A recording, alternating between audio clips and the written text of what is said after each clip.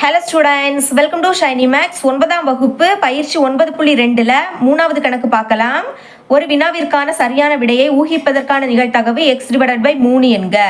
சரியான விடையை ஊகிக்காமல் இருப்பதற்கான நிகழ்தகவு x/5 எனில் x-இன் மதிப்பு காண்க. நம்ம இப்போ எக்ஸோட மதிப்பை தான் கண்டுபிடிக்கணும். நம்ம இந்த கொஸ்டின்ல எதிர்மறையா கொடுத்துருக்காங்க. அதாவது ஃபர்ஸ்ட் சரியான விடையை ஊகிப்பதற்கான நிகழ்தகவு. இதை நம்ம P of A அப்படின்னு எடுத்துக்கலாம். வினாவிற்கான சரியான விடையை ஊகிப்பதற்கான நிகழ்தகவு. சரிங்களா? அடுத்த இதோட எதிர்மறையை கொடுத்துருக்காங்க. சரியான விடையை ஊகிக்காமல் இருப்பதற்கான நிகழ்தகவு.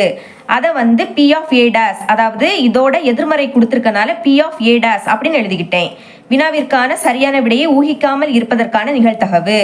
ஓகே, இந்த மாதிரி எதிர்மறை கொடுத்துருந்தாங்கன்னா இதோட ஃபார்முலா P of A கூட்டல் P of A dash is equal to 1. ரெண்டையும் கூட்டினா நம்மளுக்கு 1ன்னு கிடைக்கும். இப்போ P of A, அதாவது விடைக்கான சரியான விடையை ஊகிப்பதற்கான நிகழ்தகவு எவ்வளவு? x/3.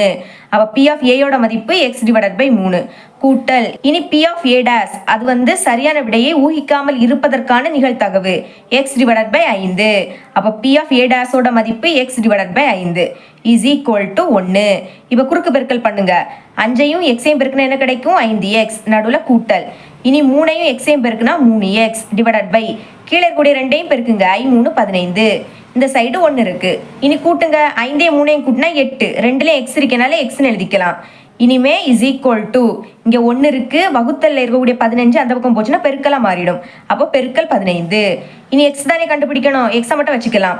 1ஐயும் 15ஐயும் பெருக்குனா 15. இங்க இருக்கக்கூடிய 8 பெருக்கல்ல இருக்கு, அந்த பக்கம் போச்சுன்னா வகுத்தலா மாறிடும்.